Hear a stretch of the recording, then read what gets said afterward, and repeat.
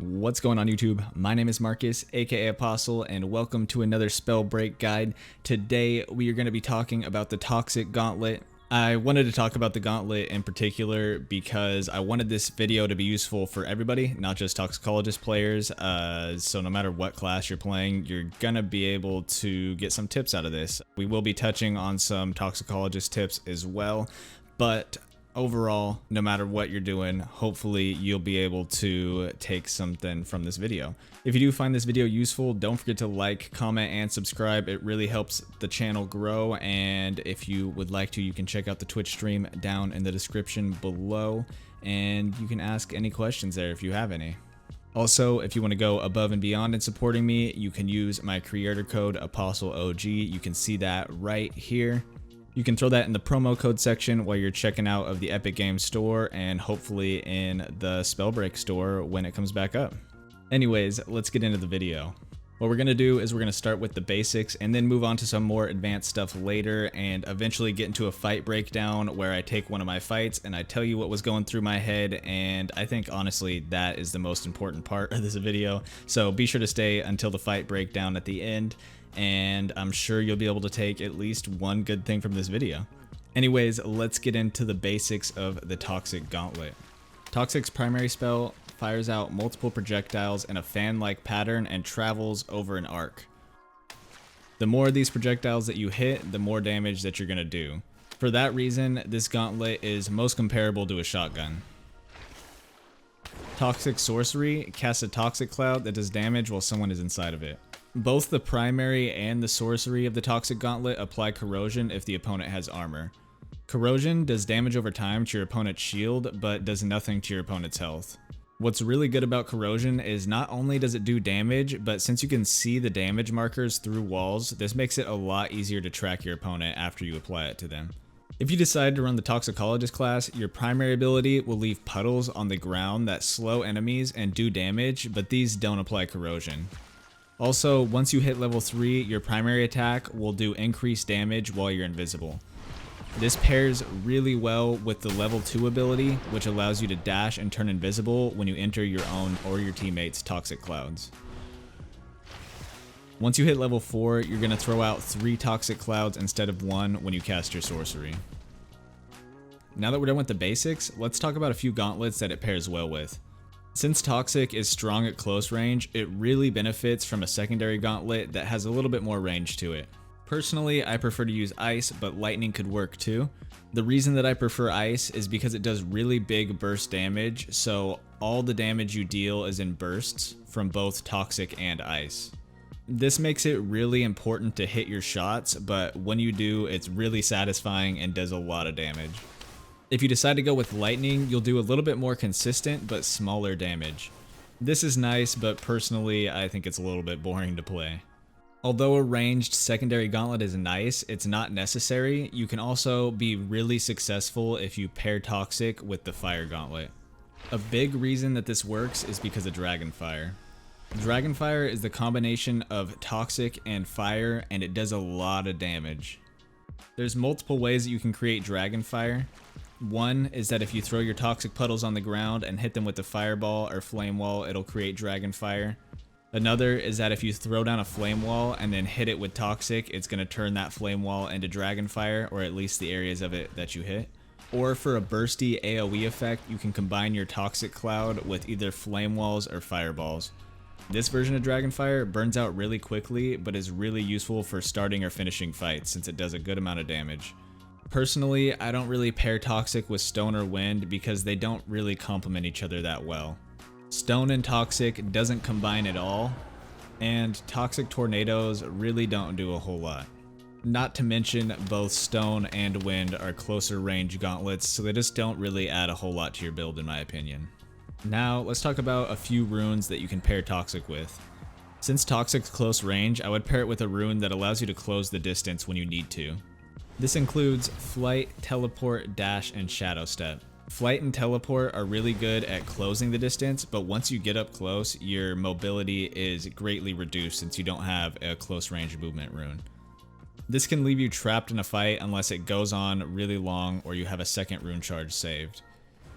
Dash and Shadow Step have shorter cooldowns, which allow for multiple rune uses during the fight and a lot more mobility while you're fighting. You're not always going to need a rune to close distance in a fight, and although Flight and Teleport can be good for escaping a fight that you're losing, Dash and Shadow Step will give you the upper hand during the fight, allowing you to dodge and change positions quickly. Alright, now we're going to get into what I think is the most important part of this video, the fight breakdown. What we're going to do with this is watch the clip in its entirety so you can see how the fight plays out, and then I'm going to rewind it and break it down and show you what exactly was going through my mind. Let's check out this clip. Like, I wasn't into content creation. I think like creating things like that, where you actually have like physical things that you can show people, I feel like that's really rewarding.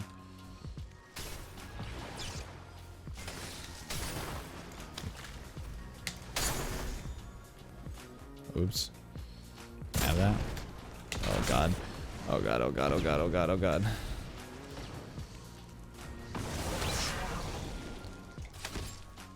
I really only have 2 kills? 3 kills? I'm really interested to see, like, how this whole Spellbreak thing plays out, you know?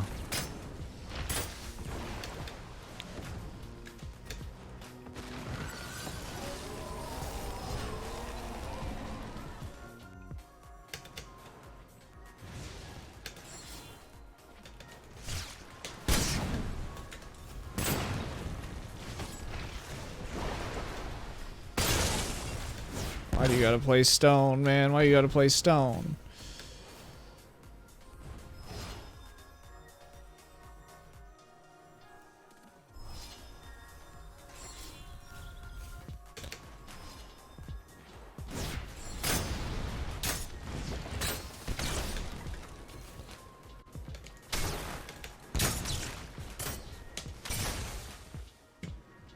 Alright, now that you've seen the entire clip, let's get into this breakdown. We're going to start off with what exactly I'm running. So as you can see on the bottom left down here, I'm running the Toxicologist class with an Ice Gauntlet, a Uncommon Toxic, which kind of lame. And then my talents are Runic Fluency, Fervor, and Thirsty. Runic Fluency gives you an extra rune charge, Fervor allows you to attack quicker, and Thirsty allows you to drink potions faster.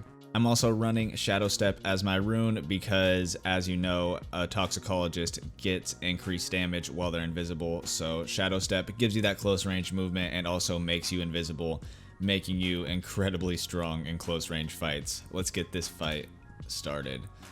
So, on the high ground, just kind of looking around, looting, notice that there is a bunch of ice trails going off, so obviously people. I try to take a couple pop shots with my ice. It's a little bit too far, so I close the distance.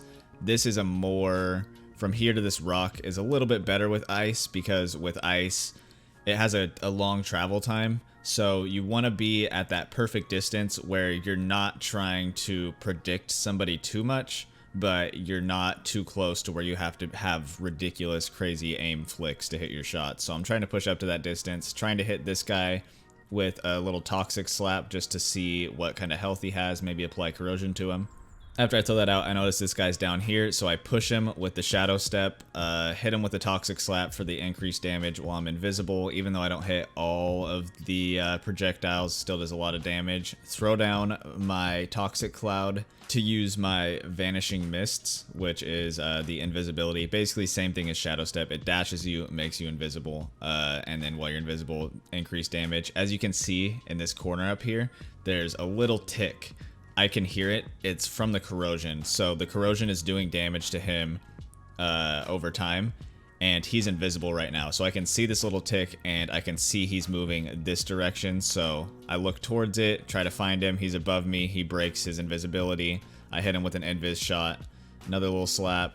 Another little Shadow Step into slap for the increased damage. So basically just trying to dance around him using my Shadow Step and my Vanishing Mist to have crazy movement and crazy damage output.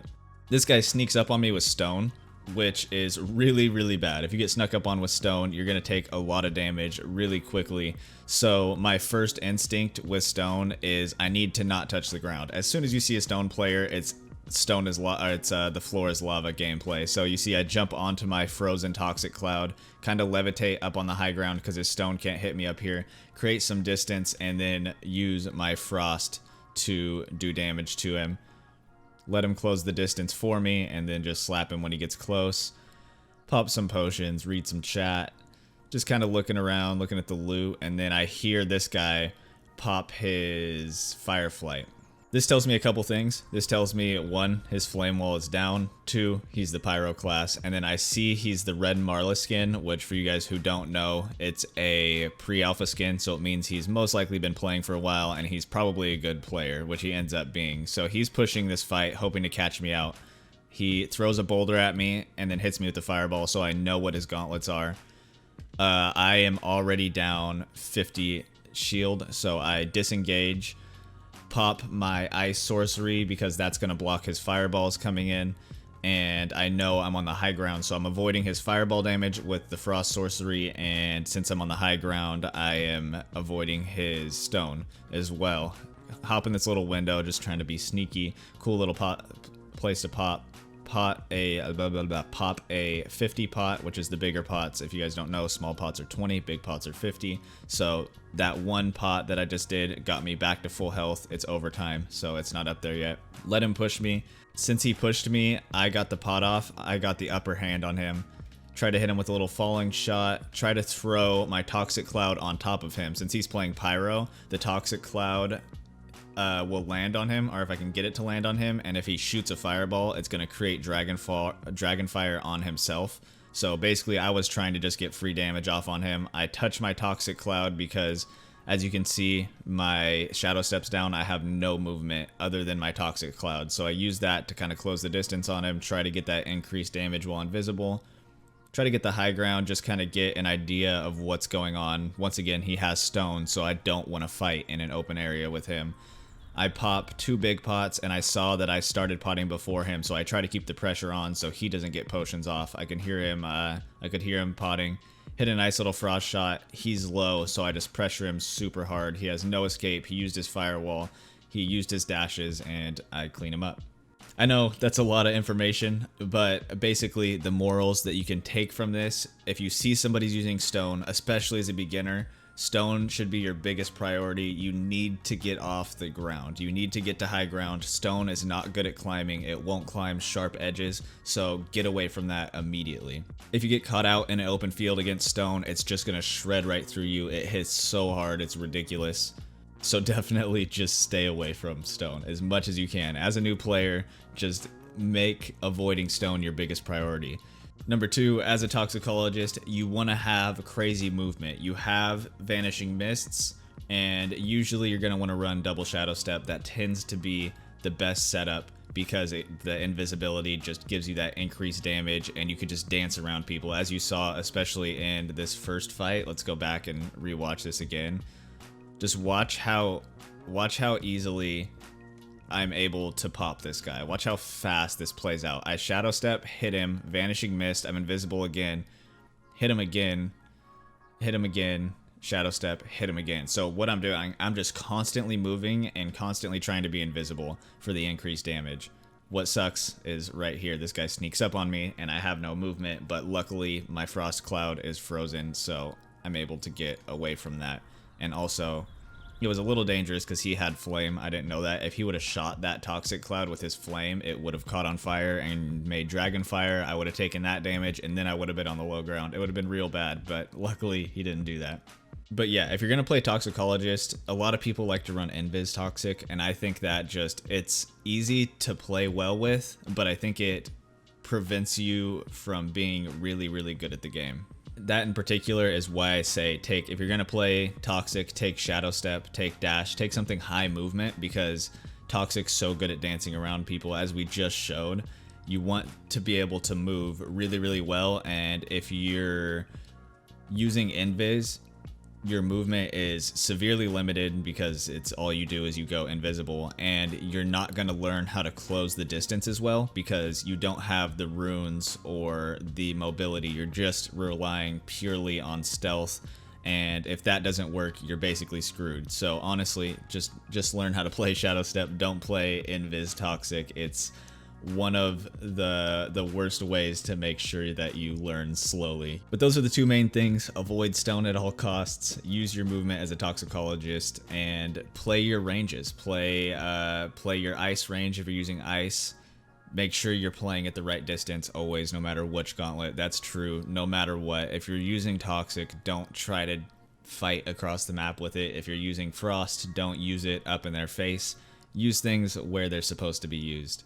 Anyways, I do hope you guys found this video useful. If you did, don't forget to like, comment, and subscribe, as well as check out the Twitch stream down in the description below. And as you can see in the top right corner up there, I have my creator code, Apostle OG. You can throw that in the Epic Games store in the promo code section while you're checking out, and you can also throw it in the Spellbreak store, and a part of the profits will go to me. So if you could do that, I would greatly appreciate it. If you have any extra questions, the Twitch stream is a great place to be, or check out the Discord. All sorts of link plugs in here. Just check out the description. Anything that you're interested in, it's down there. Anything Spellbreak, you'll find it in the description. Anyways, I hope you guys enjoyed the video, and I'll see you guys next time.